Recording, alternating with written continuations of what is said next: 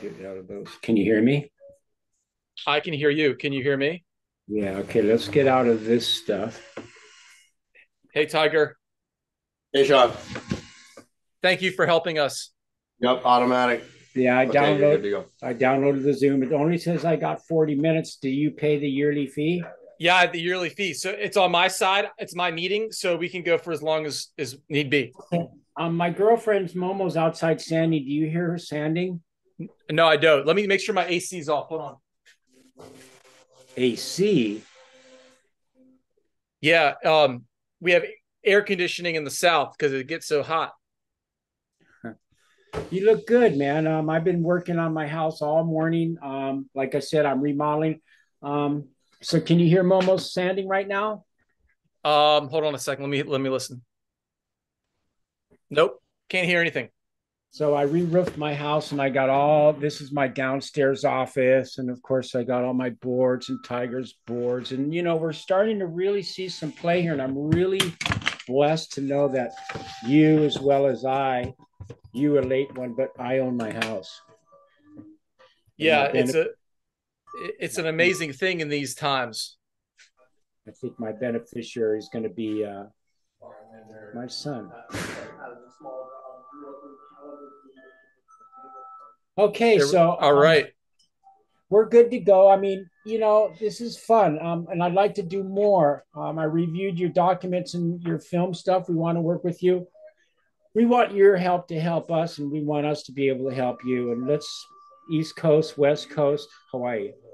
And the mission is education. It's letting the youth know what has come before them, and what better way than an individual like yourself, a legend that has seen it all. And I cannot thank you enough for taking the time. And do you have a lot of followers? I do. On this channel, I'm just starting and building it. So not on this channel, but on my Instagram, I do have a lot of followers. That's kind of where I Hey, do let's my work together. Sorry it took so freaking long for me, but it's long overdue. Hey, you look like you're not getting. Did you get some surf today?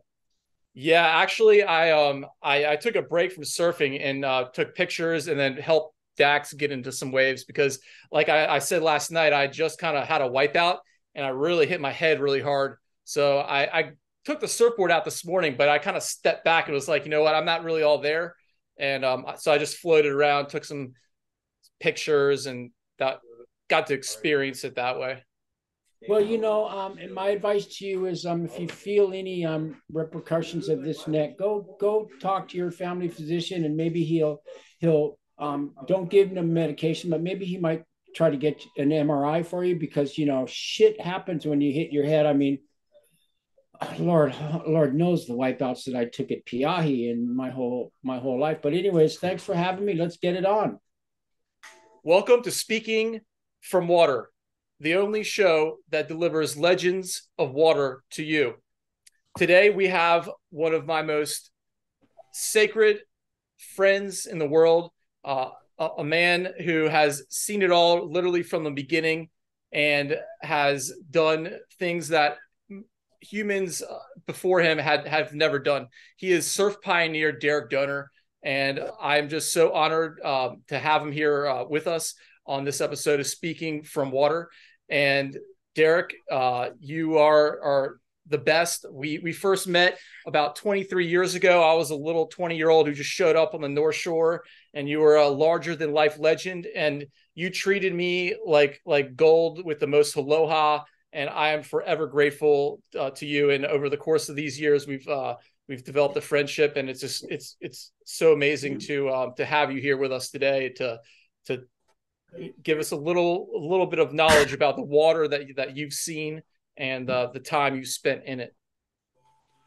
Sean, that being said, you think about the Hawaiian culture and you think about Duka Hanamoku and you think about his aloha to share surfing around the world and to break some really big speed records. But, um, there's always going to be another wave, but it's not what you've done, it's who you are. And I really learned from the Beach Boys in town and from being in North Carolina and being part of surfing for God, 61 years now, which has changed tremendously. But my whole key to the whole surfing industry is treat others the way you want to be treated, and it's not what you've done, it's who you are.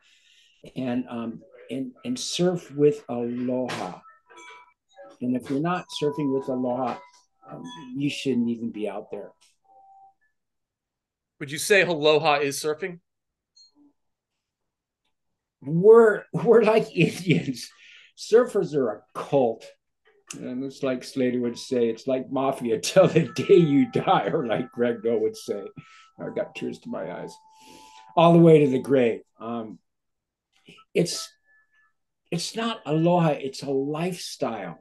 I mean, we're an indigenous cult that's going to save the world. If you think about it, save the world, save the ocean. Look what Sea Shepherd is doing to our oceans. It's absolutely saving the Antarctica. It's saving fish. It's going around the world on a nonprofit organization, stopping illegal fishing so that the ocean can be reborn. Surfers are a lot like that. We just need to get our SHIT together and be together and love each other, because we're very smart. We're very connected to the sea, and surfing saves lives, by the way. And I think with that being said, it's just begun to save our planet. It's making us more aware of plastic issues. It's making us more aware of violence. It's making us, it's like Bratsfield Beach, you know, everybody goes out there and has fun till the winter comes and it's too cold. But East Coast surfers are such cool people because they stick together. I mean, there's some tough guys up in Long Island and New York, you know, that have attitudes, but man, we all got to get along together. You know, and that's, you know, that has to be a lesson learned. So, Darrick, you didn't grow up in Hawaii. I would like to know where was the first place that you entered the ocean and felt the connection that it delivered to you the rest of your life. Where was that? Who was it that introduced you to the ocean?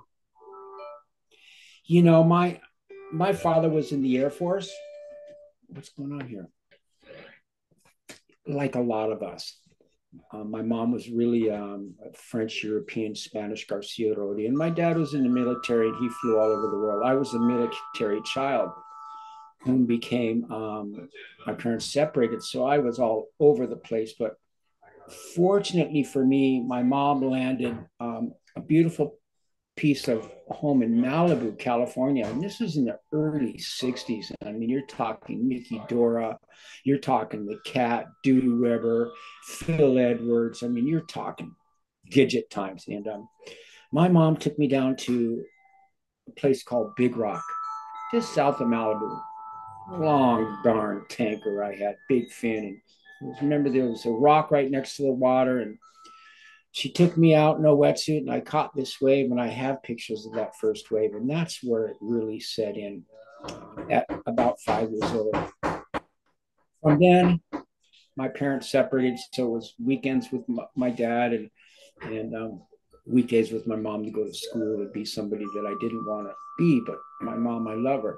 My dad was a fisherman, diver, surfer, lifeguard / outdoorsman. He taught me and gave me all the tools of being outdoor. And basic key was enjoy your youth. You only have it once. Don't worry about the rest.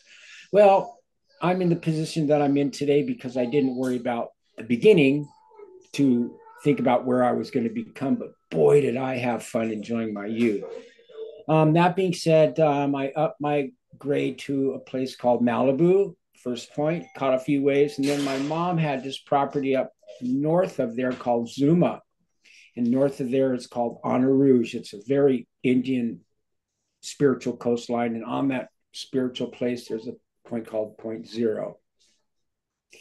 And I knew this man, and we'd go out there every weekend. And he was named Harry Gessner. And boy, was he an eccentric architect. He designed the Jetsons. He designed world famous houses that were 50, 60 years ahead of his time, involved in the coastline, involved. It was like they were like plants or lighthouses or sand houses or shark fins. And he took me surfing one day and course, we didn't have wetsuits. What's that?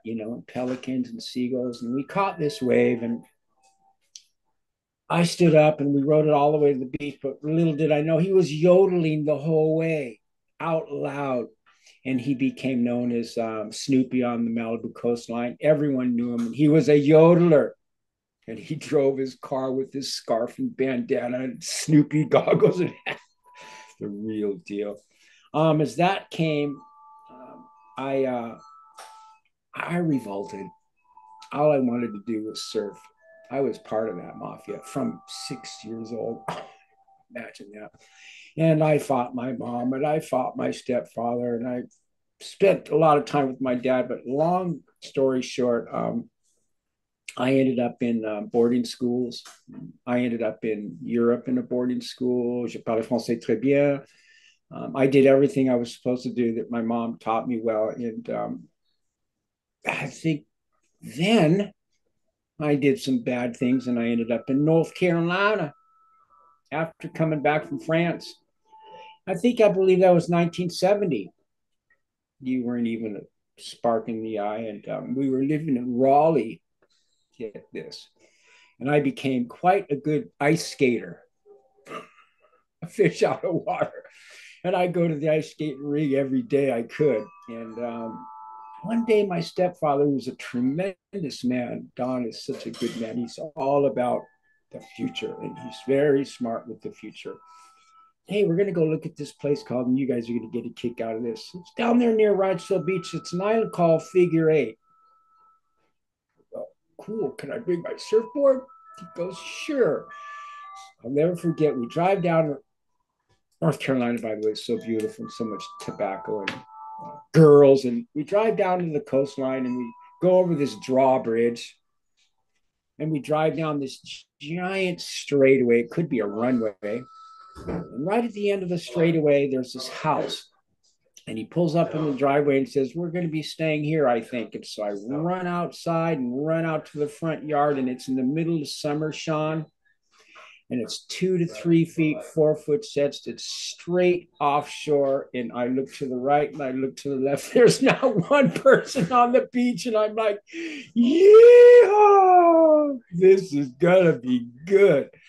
And I found my love again. And, I was on Figure Eight Island in the very beginning, just the Camerons and the Hardys and very few people. And it was a dream come true, and I was reborn. But the bottom line was surfing was part of my life again after France and after, so many places to not put me close to the ocean. And God works in mysterious ways. God works in mysterious ways. It's always going to put you in the right place at the right time.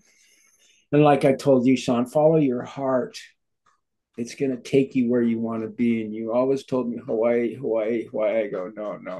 You visit Hawaii, you visit your uncles, you visit the dogs, but you go to your heart, because Carolina is the most beautiful surf town, beach town. Changes are everywhere. Work in the winter, play in the summer. Can you tell me a little bit about what surf culture was there when you first arrived? Was there any, do you kind of feel like you brought the knowledge that you had in California? You were really deprived in France. And then when you got to North Carolina, you had the seed in you. Was there other surfers around? What was it like? Well, I will say that I was the first person to ever surf in the Mediterranean so far. Back in the I can't remember any days, so many white belts. But when I got to Figure Eight Island, there was no one there. I had to go to Wrightsville Beach to surf with someone, where I met, the Booths and Hairball, and I met some really good guys, Jimmy Mack and Greg Griffith, and Lord and behold, Jot Owens used to come out to the island, who's a big time local out of Wrightsville Beach. And Egbert Owens. And then I started meeting Phil Booth. So we started going back and forth, but I would ask guys like you, hey, come to Figure Eight. I'll leave a pass at the gate. And we would jump in this truck that we had and go to the north end or the south end or the middle or wherever we wanted. We picked our own sandbar. There was nobody there the whole time I was there. And there was nothing about crowds. It was either low tide on the outside or wait for the tide to come up, and then it would be that North Carolina shore break, you know, where you could get those giant Larry Birdman barrels and come out and think that you're a Hawaiian god, you know. But I did learn one lesson. Can't surf in the winter. It's too cold. It's like, I tried one time. I had a wetsuit, but I couldn't even walk on the beach after 15 minutes. It was in the 30s and 40s. And of course, I ended up a mile down the beach and had to crawl back up the beach to get picked up. And I said, never again will I ever go below 50 degrees. Guys, you guys are hardcore. If you think that you can get me out of your car to go surf at Wrightsville Beach in the middle of winter, I'll stay in your car and keep the heater on and scoop you up and take you home for the hot shower. Let me ask you this. When you get out of the water in North Carolina in the wintertime, can you turn the key in your car? Well, that's a good question. If you don't have gloves, probably not. But like wetsuit technology today is incredible. You can be out there as long as you want with the stuff they're making. Now, when you were doing it, I can't imagine what the material was like. And I'm sure it was probably good in the fall and in the spring, and the winter was just like bonkers. But yeah, you know, full hood, gloves, like you're totally good. But you're also surfing with a lot more people today. So it's a different thing. So let me ask you this one more question. So you get in your car, you don't even get out of your wetsuit. You just drive home and crawl into your shower hot. Personally, yes, that's usually what I do. I don't take the wetsuit off. I drive 10 minutes and then I get in the shower. Yeah. On the coldest of days, I would say. Bring back to the time period. What was it that got you out of Wrightsville Beach?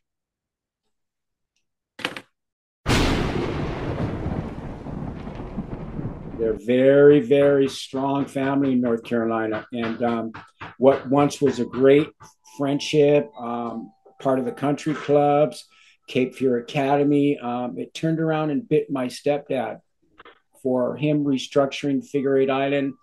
I believe it might have been a money laundering thing, and they hired him to reconstruct tax-wise, reconstruct the company, which he did tremendously. But once he did that, I think that they felt that maybe he did too good of a job. And so the pressure started coming on him after he owned property on the north end and after he built his home. You could see that he had done his job. That being said, I was revolting. I was going to Cape Fear Academy. All I wanted to do was surf. I didn't care about anything else. That being said, I was working at the marina. I was saving my little coins. I had an XR7 Cougar. I had everything, but I didn't have what I wanted. And so when I became around 14 years old, I'll never forget, I went over and Junior's tires, said bye-bye. Got a ride to an airport. I'm not too sure where, but I think I ended up Piedmont Airlines in Raleigh, and then I ended up in Hawaii.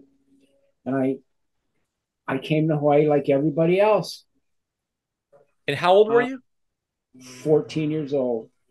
On your own. My dad lived on the Big Island, so I ventured to toenail off of him.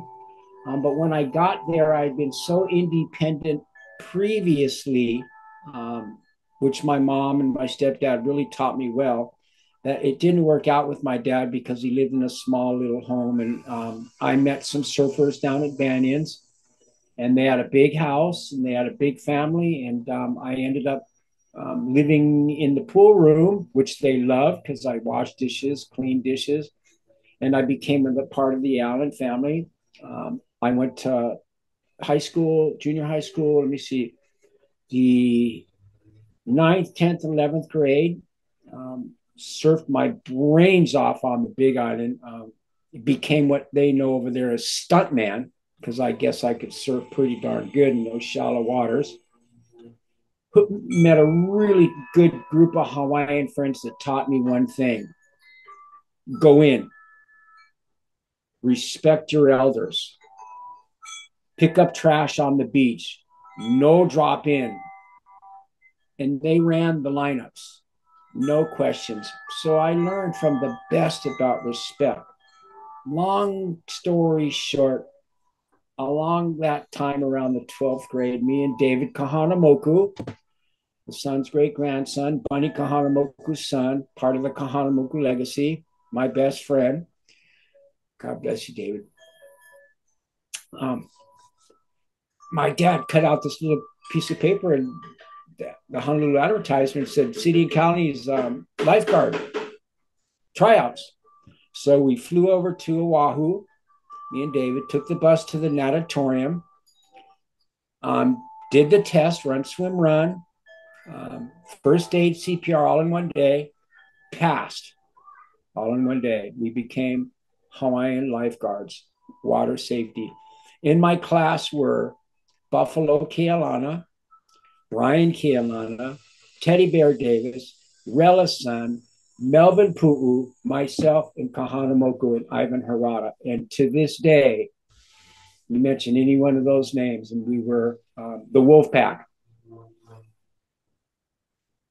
When you showed up to this tryout, how much swimming history did you have to that point? Were you intimidated?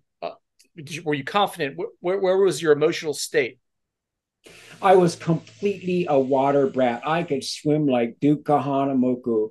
I could, I dove with my dad. He was a charter fisherman, so I worked a deckhand. I felt really good with the ocean, and to be a good swimmer, you can be a good surfer. When I showed up for class, it was a different thing because it was all Hawaiians and locals, and you got to realize Buffalo and Teddy Bear, they're from Waianae. And here I am, this little blonde-haired, green-eyed, long-haired little kid. But Aloha Kai'eo was an old Hawaiian beach boy, and he was the one giving the swim test. And if you're familiar with the natatorium, it's a war memorial that was made into a swimming pool with bleachers. And then under the bleachers were rooms. So it was like, it's still there. They're trying to preserve it. But we all lined up, and then we dove in the pool, 50 meters down and 50 meters back. But when we hit the water was Miko, which is kind of dirty because it doesn't breathe too much in the natatorium. So I popped my head out of the water. I swam all the way down with my head out of the water, swam all the way back with my head out of the water. Aloha Kai'eo looked down at me, pointed at me, and told me to get out of the pool. I don't know why. Everybody else had to swim 10 laps, 10 down, 10 back.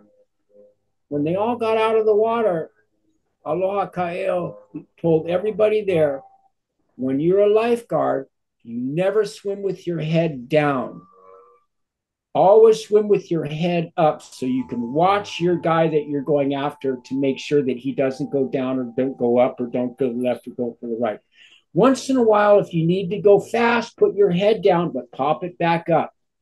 And that's why he pulled me out of the pool. Lesson learned: if you are training for a lifeguard at Wrightsville Beach, just remember those.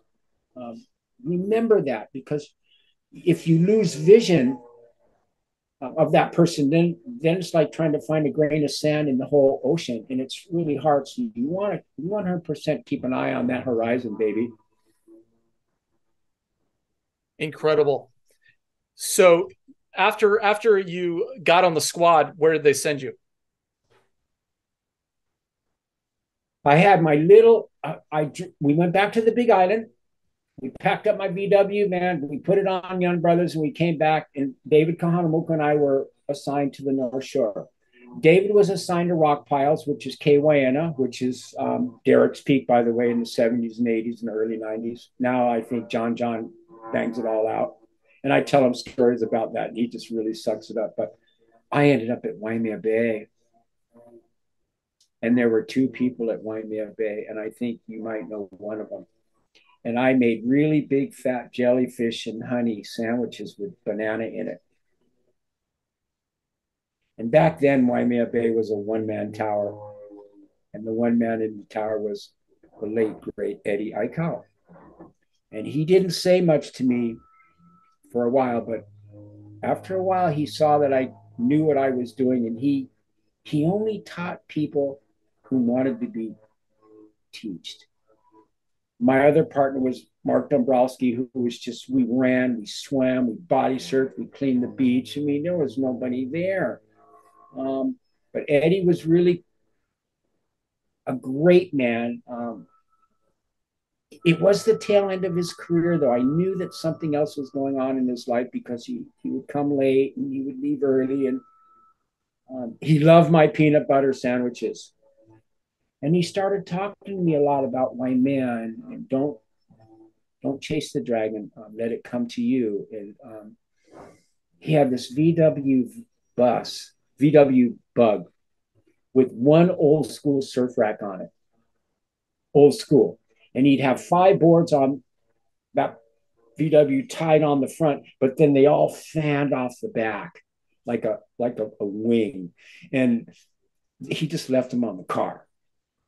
So when he took one board off, he'd have to take all of them if they didn't fall. But that was such a great time when everybody on the North Shore was just surfers and farmers and cattle. And one of the bitchinest things about it, there was only 3 cars. There was VW, a Fiat, or a Toyota. Yeehaw! And the universal language from the townies to the country. The guys would drive by and go, "What's up?" And you better have the right board when you drive to the North Shore from town. Otherwise, you better turn around and go home. But, we go home. So that was some of the things that, I'll never forget. And of course, you could stick your thumb out in the 3rd car, the 2nd car, the 1st car would stop and pick you up. There was never traffic. We had no cable TV. We had no Wi-Fi. We had to listen to scene assessments, the intervals from the waves at night, the direction of the wind through your windows that you could hear, the smell, onshore wind, shady, I'm going to work today. Scene assessment was all about looking out your window, as it is for you, Sean.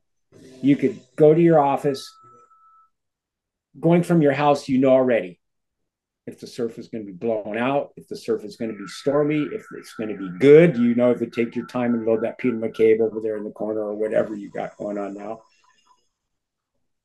All I can say is walk out there and catch them all. Prepare your cooler. Don't go to the beach, go to the store, go to 7-Eleven. Stay on the beach. The college is right in front of you. It's free. The best teacher in the world is the ocean. And that's who we are. Ocean gods, surfers. So this first day you meet Eddie, he had his reputation. What was the first like big situation you were in with him, and how did that go? Well, Eddie was assigned to Waimea Bay, and when the surf was big, he would just be in the lineup at Waimea Bay. He wouldn't come in for any peanut butter jelly sandwich or water or anything. He had no PFD, he had no rescue, he had no nothing.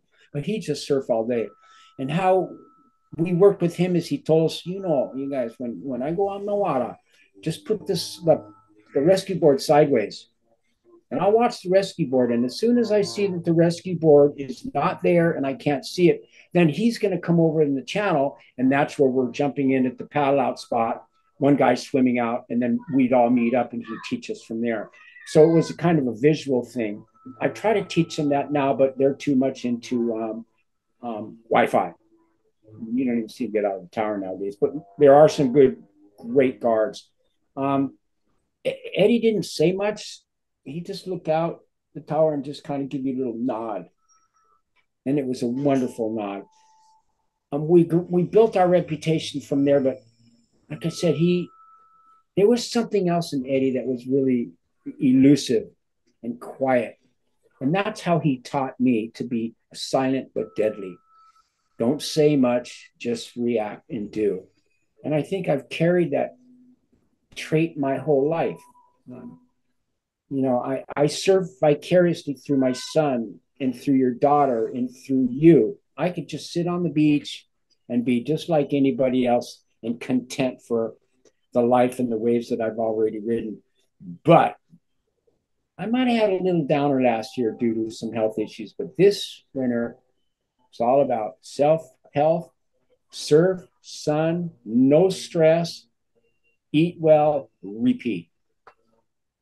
Absolutely. And when was it that you first started your big wave surfing?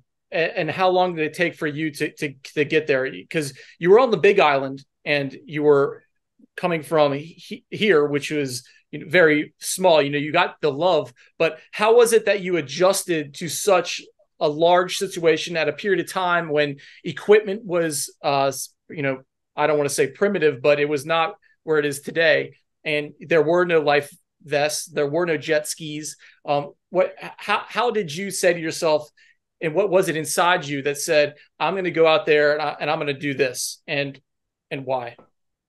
A lot of questions in one sentence, but I can I say apologize. it's all good, bro. Like I can say I was on the Big Island and I was in Hawaii and I was focused at a spot called Banyans. And in the summertime, it got really good south swells, really, really good.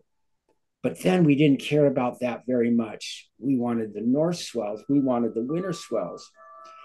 Unfortunately for the Big Island, Kauai, Niihau, Oahu, Maui, Kaho'olawe, Lanai, they're all in the way. So we could be sitting at Banyans and listening to the KKUA and the North Shore, Sunset Beach, 12 to 15 feet, Waimea Bay, 12 to 15 feet, and it's pumping straight offshore. We're at Banyans and it's 6 inches. Surf prison. And that started happening a lot for me. When the surf did get good on the Big Island, oh my God, it was like a dream come true. Perfect waves in both directions, straight offshore winds, 75-degree water for days.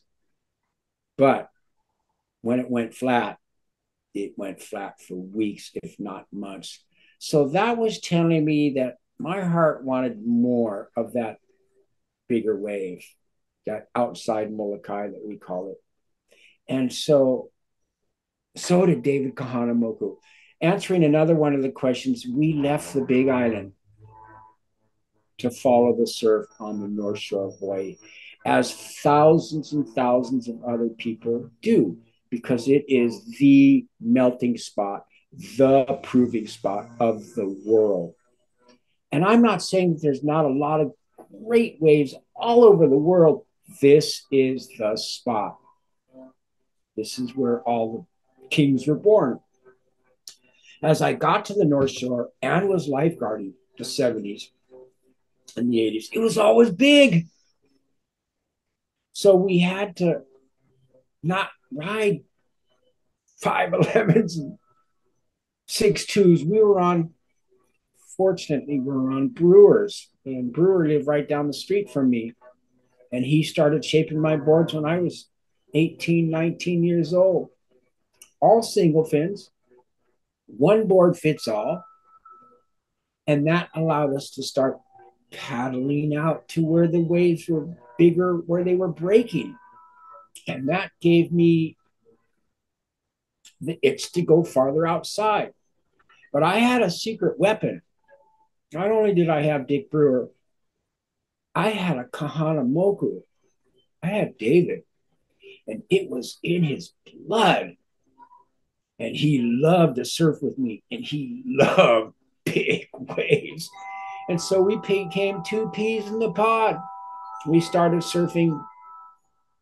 We tried Pipeline, but Pipeline was not our spot. We wanted more room. So we ended up at Rock Piles, and we ended up at Sunset. And once we got to Sunset, it was a giant arena. It was 3 football fields in one. The better you got, the more waves you got. And that's how we just started pursuing bigger waves and bigger waves. And like I said, it was always big then, Sean. So it was relatively consistent. We didn't have any surf reports.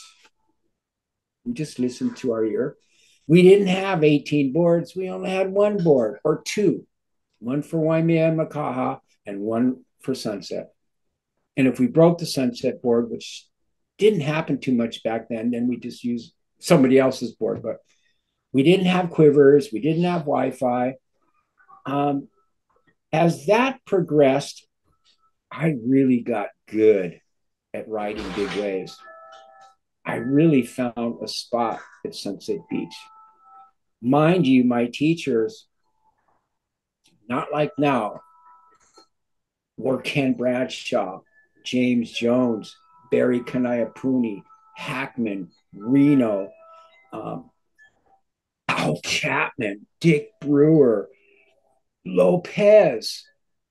I had to sit in the lineup with these guys, and you got to believe me, they knew what the heck they were doing. They knew what wave they wanted. And so I had to fit my knowledge with what waves they missed.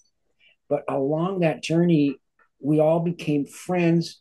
We all shared knowledge because a group of people go farther than individuals, no egos.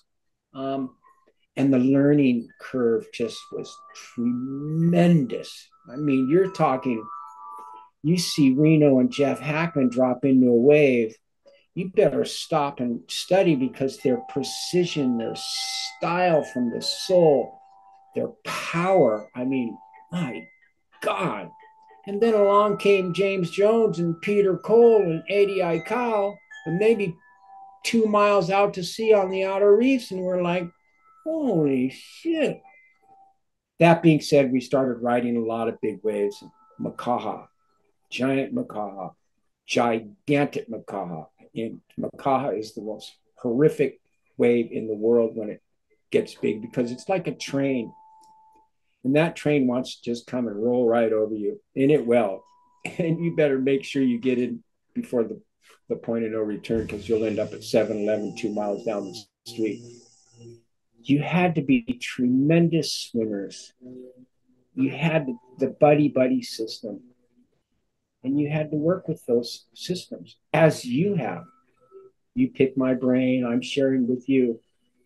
You know, after that period of the best boards in the world, the Renos, the Jerrys, the Brewers, the Alan Burns, I mean, every Australian surfer came to Hawaii to learn from us and hang with us. You got Bugs, you got PT, you got Carnsey, you got them all. And then you've got my best friend Alan Byrne, who shaped the most precise surfboards in the world. And we would all meet every winter, and we'd all be bros. As time evolves, people move on to other things, family first, work second, surf third, but there's still a group out here. What I've noticed, though, is we can get into that a little bit later. I'll tell you about that. But that being that, I caught a lot of big waves. Brewer was shaping me some fantastic boards. He loved my concept. While we're on Brewer, I sorry to interrupt. I really want to know from your mouth, like, what is it about a Brewer surfboard that is so special and intelligent? Brewer was a genius. He invented the drag racer. He was an ace gunman. He could rebuild any motor. He could sing any country western song. He was a genius. And then he stumbled into surfboards. And that became, his mind transcended to his fingers. And he started coming up with these theories in speed, the water and spoon theory, the concave theory, the Excalibur theory, his templates, his rockers. He became the man. And there was nobody else on the North Shore that could touch his boards. And in the world, he became world renowned. He's the most fantastic shaper when he would put the template on the board and look at you and go, how big do you want it? And what size waves do you ride? And he would draw it out and start shaping it. And I'll never forget when it would transform from a blank to a semi-shaped blank to a finished shape. It was just like, oh my God. Fortunately, I was his good friend, and he shaped me some tremendous boards, Sean, and I still have a lot of them. I managed to get that Super Bowl Sunday wave, which is like one in a lifetime. It's like our friend from North Carolina, I believe it is. He caught a big wave, Nazare. Mason Barnes. And his dad is a very successful businessman and a great friend of mine. Has a house at Alex. Reggie Barnes. You only catch one, and Reggie knows this. And if Reggie Jr. knows this, you only get one wave like that in your life. As my son knows this, and rejoice it, because you're going to try and try again, but it'll never happen like my Super Bowl Sunday. You'll catch a lot, but never that one moment. I got bored with surfing big waves. I just got bored going straight, and one day I was in my tower, Sean, and I saw this Sunset Beach, and I saw this pink sail go out at backyards. And backyards is backyards around Sunset. Nobody goes to backyards because then you got to go to VLAN and get your ass kicked. So everybody stayed over at Sunset or down. And the pink sail went out at backyards. And if anybody knows what the pink sail is, it's 1111. It's Robbie Nash, the most unbelievable windsurfer / waterman in the world. Well, Robbie went out, and he just didn't go out the first reef. He went out the second reef, and he was just smearing the waves. And why paddle when you could fly was what I was thinking. So I watched that, and I ran out the backyards, and there he was with his windsurfing equipment. And there I was looking at it with 20 other of our yardbirds, and that was it.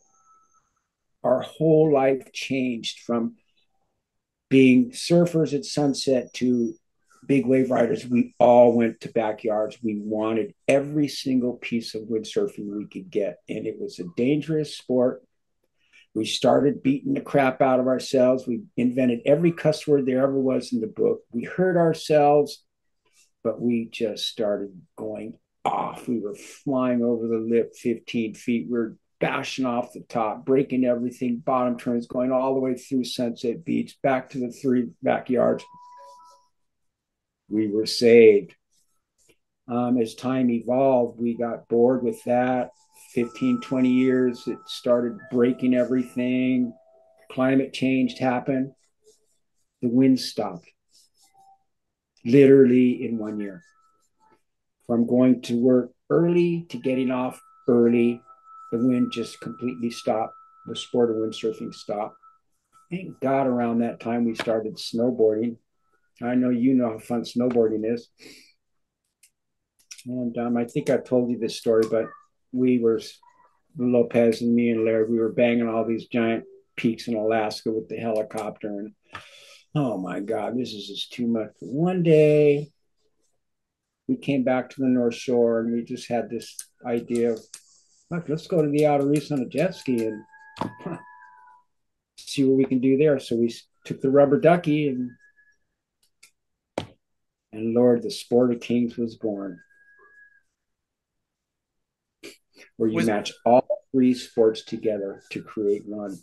And you have to be a good big wave rider. You got to be a good windsurfer for the foot straps to catch the waves, to know the lineups, to know how to swim in without help. And you have to be a great snowboarder, and combine those together, and voila, the sport of kings was born. Why it's gone backwards, I have no idea. When they paddle out on these giant waves and these giant boards and go straight and fall off, we did that already. That's why we went to Brewer and made the itty bitty little towboard like a snowboard. So before you got to Brewer, were you using windsurfer boards, or were you strapping straps to surfboards? No, on our windsurfing days, we only used our windsurfing boards with the straps. But when we started towing, I have the original, I have a 1010 Brewer, Buzzy had his Brewer, and Laird had his Billy Hamilton surfboards. These are guns. So we started towing around on those things with no straps, but we were riding 2 miles on one wave because we knew the windsurfing lineups, where to tow in the Zodiac. We knew all that. Whereas if you were a paddling surfer and you tried to paddle out there, you might not ever get out there.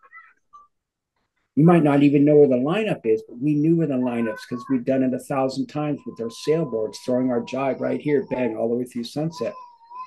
And then you might not even catch a wave and you might not ever see your surfboard again and swim 3 miles. So, we match power with power. You can't catch a freight train on a bicycle. Pistons were made for the ocean, baby. So that became part. That was one day we were up in Alaska and we just did this giant run. And I looked down at the snowboard. I looked at the mountain. I looked at the snowboard and I told Laird that night, I think we need to go see Brewer when we go home. So we went back home and we walked into Brewer's shop and we looked at Brewer and Laird goes, oh, we want you to shape us a board that goes from point A to B as fast as possible.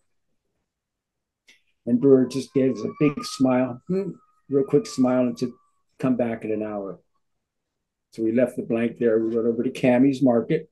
Of course, we got a sesame seed, an egg sandwich, and a coffee for Brewer. We went back in an hour and a half, and walked in. There was a doobie in his mouth. The whole room was smoky. And there was Betsy sitting on the table, 95% done. True brew, ready to go. Full concave, 7.2, 16 inches wide, 1.5 inches thick. That was it. Nobody could come close to Brewer. Tell us about that first session on that board. Well, it was only one board. So if you fall off, you lose your turn. That didn't go too good at the strap crew because there was 8 or 10 of the most highly sophisticated watermen in the world. And I'm going to write down the names so we can keep this, but you had Robbie Nash, Peter Cabrera, Rush Randall, Mark Angulo, Brett Lickle, Laird Hamilton, Buzzy Kerbox, Victor Lopez, Jerry Lopez, Double D. Okay, did I forget anyone? If I do. Okay, you had that group, which there's 1,000 years of experience right there. And didn't go too good because Laird never fell off. So we never got our turn. So we had to come up with our own boards, which is basically Brewer took good care of us. But it was a remarkable thing because when we put foot straps from the windsurfers and made the board shorter, we were going 4 times faster than we were going on a surfboard. Then we get the phone call from Mr. Jerry Lopez. And there was a really huge group over on Maui with highly successful windsurfers. Windsurfing was a big thing there because Okipa, and it was the Kings over there. And so Jerry calls us up one day and goes, you guys got to come over here. You got to come over here and check this wave out. The Atom Blaster. We're like, oh, really? Okay, shoot. We'll be over. So the next flow, we jump on an airplane. I think it was only $25 one way. And we got over to Maui and Jerry picked us up and he took us up to his house and said, oh, we're going to need a big 4x4 to get out there. Out where? So we went down to the cane fields and we went this and that way and that way and this way. We didn't even know where it was, but we could hear something. We could hear the atom blasting. After about an hour and a half, we ended up on the cliff, and I'll never forget, Laird and I ducked through the strawberry guava tree and came out to the cliff and looked down, and it was top to bottom, 25, 30 feet, identical to VLAND, and no one in the freaking ocean, no one near the coast. And we're just like, oh my God. Welcome to the Piahi. Piahi means where everything is drawn to, the Venturi. It wasn't until later that I called it Jaws, that everybody disrespects it because of Jaws. We go to Jaws. And we were on the moon for 15 years, Sean. And then social media came along and came Red Bull. and came every, well, I'm going to just put it this way, okay? We're eagles, Sean. We're born eagles in our blood. So we're already in an elite area. And we're teaching a lot of people. Okay. But there's a lot of chickens down there, that have PFDs and buy guns, and they've only been surfing 3 or 4 years or 6 years, and they are big wave riders. Can you make a chicken into an eagle? No. But you can make a super chicken. And that's where it's at right now. It's like, holy shit. Stand up, fall off. Stand up, fall off. Rescue by jet skis, PFDs. It's a complete shit show. And everyone in the world wants to be a big wave rider. Where back in my time, only the very elite eagles became big wave riders.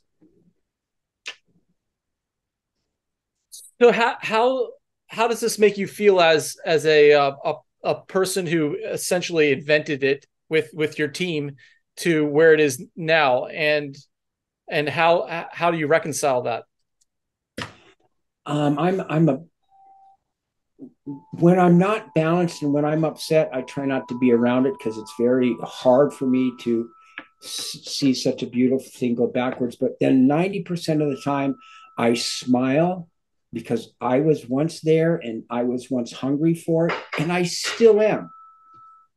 But I do trip. But I have to remember that we're the kings, and there is a lot of respect towards me and my people, and I honor that. As for the big days when I go down and do my thing and say hi to someone and they just walk by me, oh, it's their loss and my gain. I'm just blessed to have experienced and lived and created the golden years, and I'm okay with being stuck in traffic for 2 hours to get to Sunset Beach from Haleiwa. I'm okay with these rich people buying all the homes on the beach and putting up keep out signs and things like that. I'm okay. I just smile because you can't stop progress. You can't stop Sean from not parking in your club parking lot. Even if there's no parking, you're going to park in front of the stairs because that's what you pay for. But as for everyone else, there's no parking on the whole freaking island. And then if you think back when there was hardly anyone on the island. What do you say to those young big wave surfers today that are trying to prove themselves out there? What is a word of advice you have to them? They don't ask me very much, but their parents ask me to talk with their kids, and I share with them. But I make sure they're looking into my eyes, and I ask them to make a question. But as for other people out there, I kind of go, how long have you been surfing? Oh, no, you don't belong out here. Who are you here with? Oh, that's your coach. What, are these 7 kids? How old are you guys? 12 years old? What are you doing out here? What the fuck are you doing out here? We have a Red Bull Magnitude. It's a wonderful concept. It's a virtual surf contest for women. It's a spectacular idea, Queen of the Bay. There's some really good surfers. Momo Sakuma from Japan, probably the best surfer from Japan ever, that doesn't say anything. She's very humble. You got Bianca that surfs like a man. You've got some really good surfers, but then you've got some other surfers in that thing that should probably learn how to surf a little bit better and swim a lot better and not, put their lives in a PFD and think they can get out of it. There needs to be more education. And I just plant seeds to those who want education. And I'm willing to share that. I mean, I'm going to do a seed planting seminar with Brian Kialana and them at Bragg this year. I'm at Turtle Bay. It's not all about taking the course and you beating me in the written test. It's about what you know in the water. Are you a super chicken or do you want to be an eagle? I want to come back to this period because it's so important and inspiring. When that first session of Jaws happened, can you kind of go through that a little bit? Yeah, that was very precious. It was me and Laird. We had what's called a Ford pickup with no trailer. We literally threw it in the back of the truck and then opened up, blew the back window out so we could tie it to the front of the truck so it wouldn't slip. We would go to a place called Maliko Gulch, which is it's an area where the horse guys practice tricks for pineolos for the spoon and egg. It's just all horses and stuff. And we went down there and we asked them if it would be okay to use the boat ramp, which was a private boat ramp.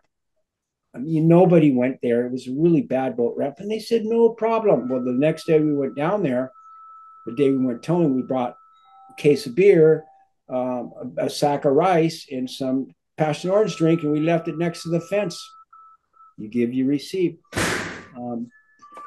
We went out that morning. We threw the ski on the rocks, suited up. Laird had a board in a bag, and I had my Lopez, my 8.6 Lopez. And we put the ski in the water, and I had coffee and donuts, and we went out Maliko Gulch side by side, one ski, the turtle. We went around the corner and started going up towards the lighthouse, and it's a good 3 miles out. But when we got to the lighthouse, we stopped and we put a tea leaf in the water and said, whatever happens, let's stick together. When you get to the lighthouse and turn around and start heading to Piahi, you see something that you've never experienced in your life before. And this is one of the things that happened to us. We saw the big giant cliff. We saw the trees. We knew where we were going, but what we didn't know was from being outside looking in, the spray from the wave was 100 feet high. Perfect peak going left and right. And I'll never forget that feeling, that visual, like, oh, fuck. This is the real deal. The day that we got there was 25, 30 feet, 100-foot faces. And we sat over in the channel, and it was like not very much words were being discussed. A lot of butterflies, but all of a sudden I go, you go. And he goes, now you go. Oh, no, you go. He goes, now you go. I was in the water. I had no foot straps. I was on my 8.6 Madame Pelly Lopez. And Laird took me out and towed me on this 3 of the most remarkable waves that I ever had in my life. And the strap crew they weren't even on the cliff yet. No one even knew how to get there yet. After those 3, I called it, and then Laird got on the rope and he pulled this little 610 Lopez out of the bag that he screwed foot straps in the night before. So that was when I saw me going fast, but he was going 4 times faster. Jumping, hopping, beeping, backing. We went home that night. We said a big prayer, and we knew that we were going to be on the move for the next 15 years. And so everything, our whole life just became centered around Piahi. Everything became Piahi. The world became Piahi. And we became the kings. In what year was that? 92. It's a turning point in my life. We did a lot of little stuff, along the way. We did Wake Up Call and All Aboard the Crazy Train. And, we just became a product of what happened to us now. You did James Bond at Jaws, at Piahi. We did Die Another Day at Piahi, and it was a great experience. If you really want to know more about it, if you were to go onto the website, Die Another Day, and go into the beginning of it and go into the building of the movie and go into stunts, and then go into our segment. It would show you the whole thing. Our wetsuits were too thick, how I cut holes in them, cut the bottoms off the boots. Our boards were, I had to make so many adjustments, but the producer said, no, don't go shooting yet. We'll be there in a week, but we were ready to go. We had Don King, we had Sonny Miller, we had Homie, we had $3 to $5 million worth of unbelievable camera equipment. We had Don Shear, we had all the mounts ready to go. Southeasterly winds, it was 30, 40 feet. Hundreds of people were there, and we showed up in the morning. And there were probably 50 skis in the lineup, maybe 2,000 people on the cliff, 6 or 7 helicopters, all Brazilians and Venezuelans. Oh, it's just screaming and yelling, but they saw us coming. We got freaking our jet boat. The boys know. Anyways, that being said, we had a permit to shoot that day. We had a permit for 5 days. And so we started working it. I was Pierce, Laird, and Dave were together on one rope, and I was Pierce on my own rope, so I could do my own thing for an hour, and they did their own thing for an hour. But we were having problems because guys were dropping in, and guys were just screaming and yelling, and we couldn't get the film, and just too much people. So there's a lifeguard here on the North Shore. I think his name is Bully. He's a big boy, really respectful guy. And I went over and asked him, okay, here's the deal, Bully. I go, we have a permit for this place. Okay. So you guys aren't even supposed to be here, okay? So here's the deal. When you see the helicopter in the air, you tell all your boys in the channel. When our helicopter leaves, it's all yours because our bird's going to be gone an hour and a half, reload, do that stuff. So that being said, we pulled about 20 skis together, and he got everybody together. Oh, bingo. No problem, Darrick. Thank you very much. So it worked perfectly for 3 days. So they got theirs and we got ours. And it was just tremendous because they showed up a week later and we had all the footage. And they're like, what? That was the last probably stunt I ever did in the movie industry.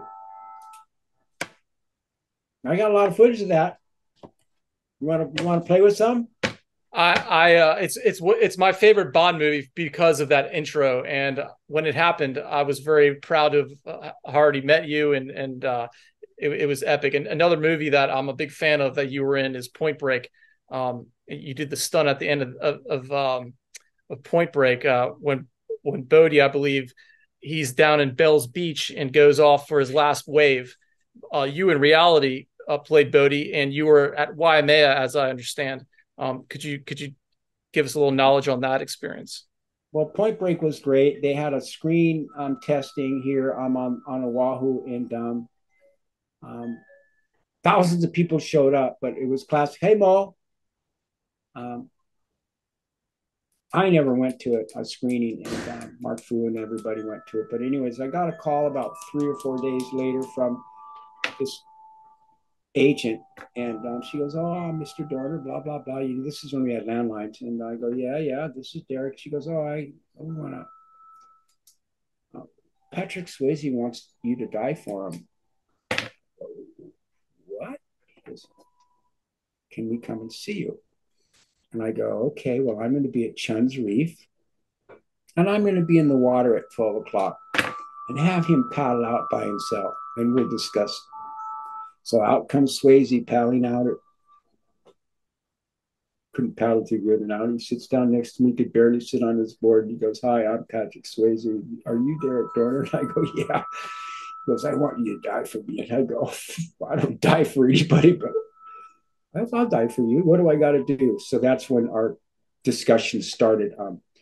A little advice to anybody that steps into the stunt world, or now it's all AI, but get yourself a manager, especially a big time movie. I wasn't represented. I did 18 life and death stunts. I probably could have made 50 to 100K per stunt.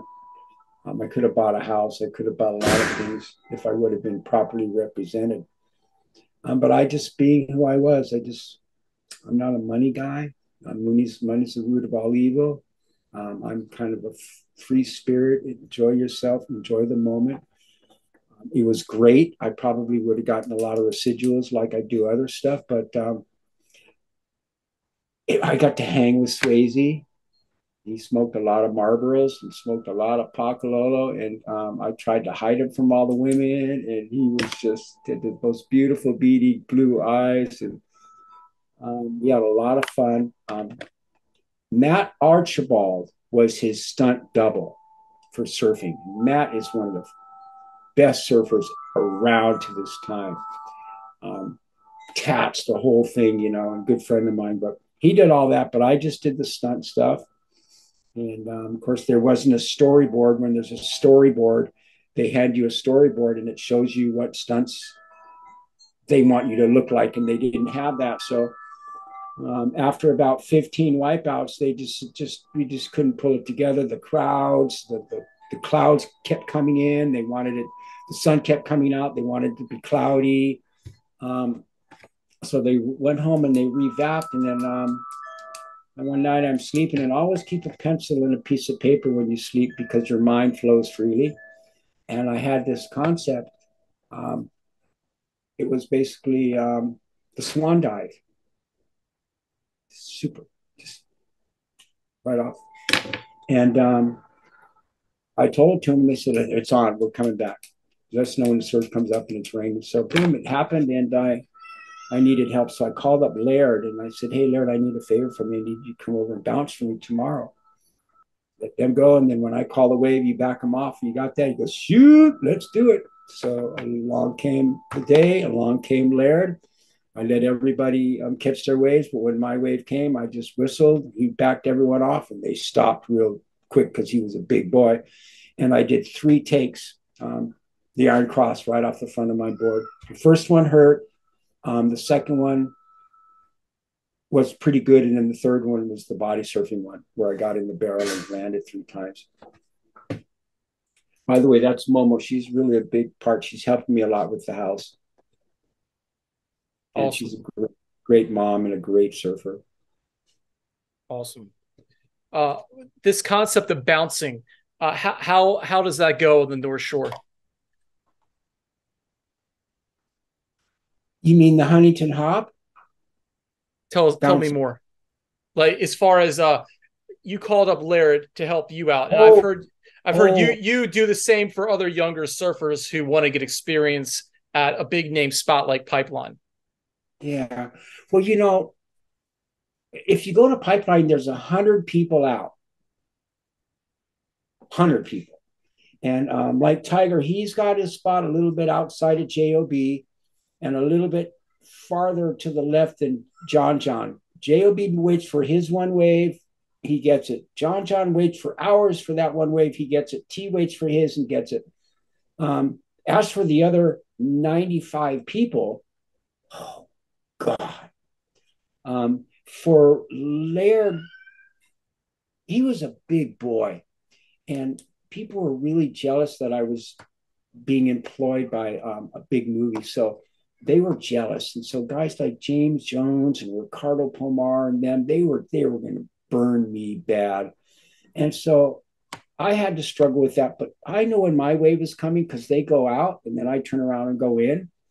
And so I always get waves when I want it. But that particular day when we did the closing scene, it wasn't a big day, but it was really crowded.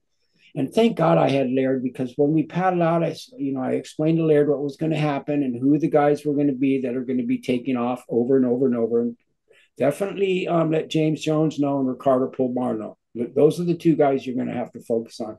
Well, he paddled right up to him and he just said what he was going to do. And they didn't smile too much. But when time came for me to talk to Laird or whistle to Laird, and he let them know, they backed off. And it worked. We did 3 takes, in and out, wrap, gone, and they could have the rest of the day. Bouncing for people, as Eddie Aikau said, I only teach people who want to be taught. I'll only help people that want to be helped. But now there's so much in the lineup that even if I were to help you at Waimea or Sunset or Pipe, there's going to be 50 people trying to make a move on that one wave. It's kind of like my girlfriend Momo. When she goes out to Waimea Bay, it takes her 2 hours to get into the sink. And no matter how many waves she gives away, or you give away, or I give away, the guys are going to paddle right by you from anywhere else in the world, and they're going to go on the next set. They have no concept of sharing or caring or respect. It's just unbelievable. And then, of course, you have the super chickens that should be at Chan's Reef learning how to surf. You know, it's just the world's changing. The world is changing. But thank God we have internet and Wi-Fi, because now they can all go to Nazare and Mavericks and Desert Point and all these other tremendous surf spots in the world. And maybe that'll open up a little bit more room for riding bigger waves. But remember, the window for riding bigger waves is, you know, you got a 20-year window, and then you just move past it. Like I have. I won't even paddle out in 20-foot surf. But I really want to tow now. I want to yank this winter. And your son Tiger, for those who don't know, is an incredible surfer today. And I had the privilege of meeting Tiger when he was 3. And I would like for you to say a few words on parenting and fathering young surfers and how to nurture a young surfer. Well, it's in the blood. Okay. Tiger was born with my blood. And he didn't want anything to do with my lifestyle at first. Same like Mason Ho and Coco Ho. Dad was just too big. No, I don't want to be like Dad. As time evolved, I went through the soccer. I went through the football. I went through the baseball. We never got a dictionary or an instruction manual to raise kids. We learned from your uncles, your parents, and your friends, and you knew when to take tools. And that being said, as time evolved for me and as time evolved for Michael Ho, the soccer went away, and then all of a sudden it became a boogie board, and then all of a sudden it became a surfboard, and then all of a sudden the rest was history because it's in the blood. I fortunately was on Piahi all the time, so I heard stories about my kid, but I never was there to see him. My advice is don't force your kid into anything. Let him follow what he wants to do. Don't poison him to be John or the next bling bling there is with stickers and everything. Teach him respect the elders in the lineup, wait your turn, make sure that they're really grounded in swimming, such as you're doing now in the shore break. And you don't leave your kid at the beach alone or with friends until you know that you can go home and he's going to get a ride home with your friends, because you know he's safe. So you have to really pay attention there. Family first, work second, third, surfer. Don't get those mixed up. So as much time as you can spend with your children now, do it. Because when they get, for instance, 15 years old, we're gone. The only thing they come home for is shower, eat, and sleep, and then they're in their own life. So give them the tools they need, but respect and dignity is huge. And stay away from drugs, because that is something that is just going to pour water on the fire. And some kids get influenced with other kids, and you'll see those kids come, as my kid did. But one of the biggest influences I did was with my kid in my car. I go, you see those guys over there, Tiger? He goes, yeah. See those guys at 7-Eleven, Tiger? Yeah. Well, that's what you can become if you do that. And that's what they become. So just don't, if your kid comes home stoned, what did you do? If your kid comes home ripped on beer, what did you do? But try to find guidelines to go, just remember everything in moderation. Don't get hooked on anything and get through it. And I think those are good tools. Because, I mean, Sean, what were we doing when we were that age? What were you doing when you were a teenager? Well, funny you say I didn't discover beer as such until I was 20 years old at UNCW. I was a straight edge hardcore guy in DC, finding my love for the ocean. So I personally didn't enjoy that, but I did enjoy it in my 20s, and that's kind of was my personal history. Yeah, same here. I didn't drink beer or anything, no alcohol through high school. I never drank it here when I was a young lifeguard. When I got hurt for 9 months, there was beer in my refrigerator, and I started drinking beer, and I liked it. It made me relax. And then I've had times where it's just too much, and then and then it overtakes you. It's something that you do for pleasure. You know, it's not something you do to run away and hide from. Um, and I can say that we all go through trials and tribulations in life.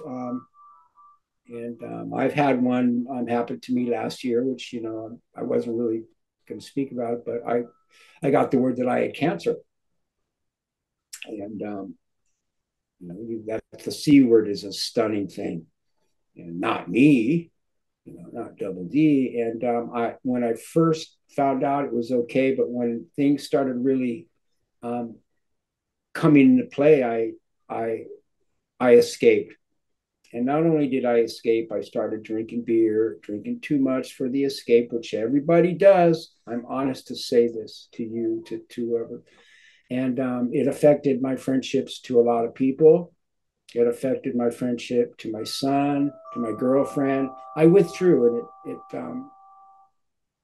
finally got a control of it. I stepped out of the force and looked back in and went, hey, it's not them, it's me. So I've turned it around. I'm dealing with it like a man. I'm in the white water before I get to the blue water. And if there's anybody out there that can relate to this, I'm sure you can relate. It's definitely a dead end road. So pick it up and keep it going, baby.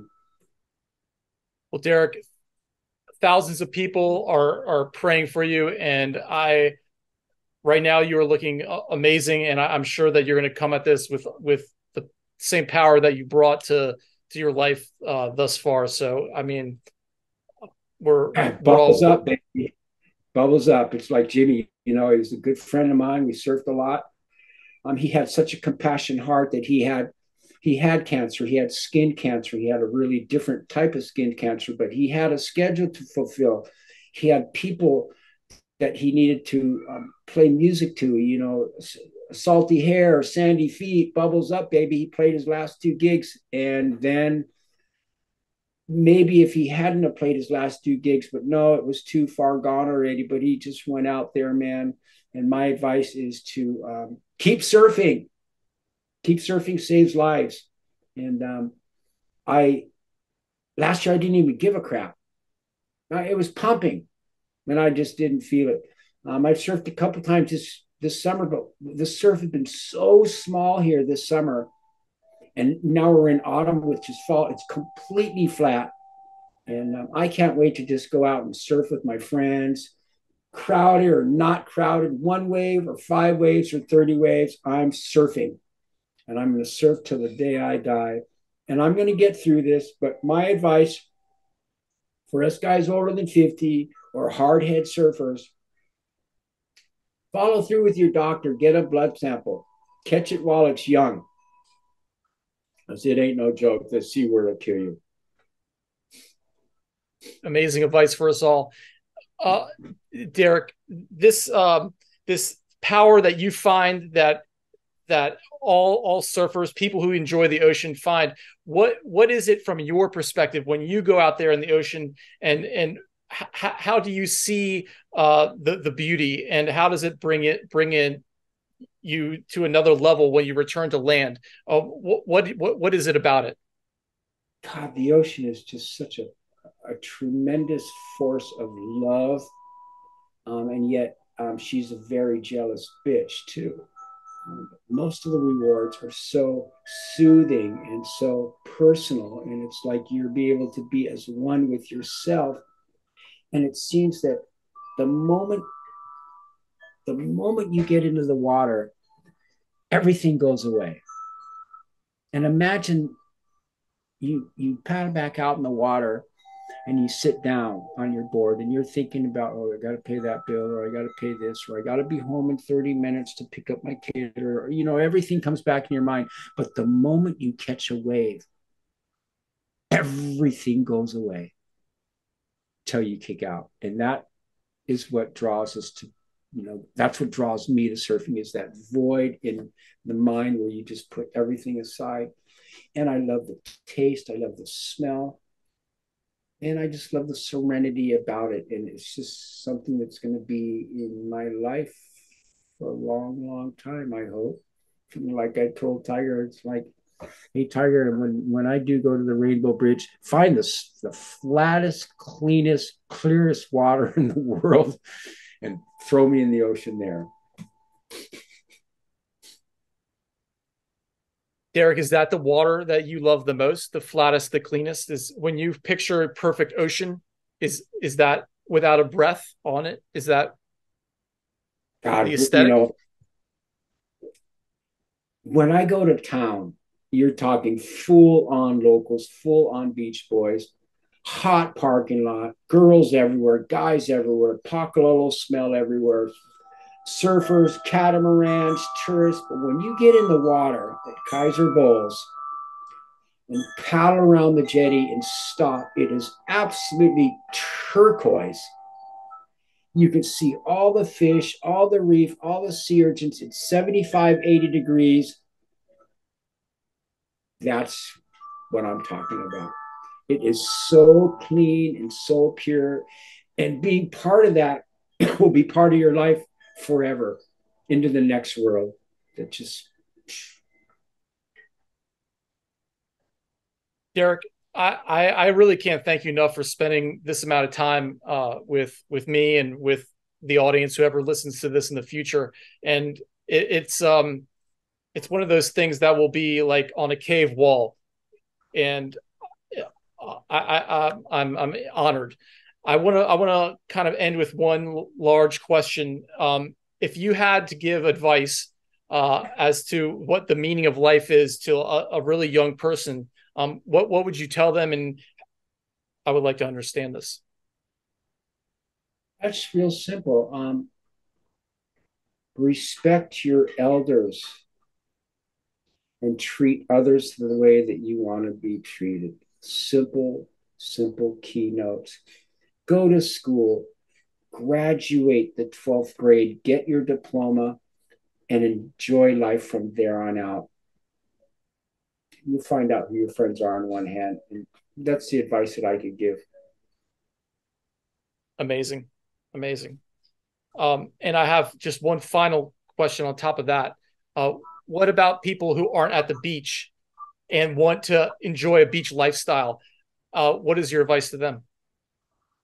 Learn how to swim, because you can't go to the beach and enjoy the ocean if you don't know how to swim.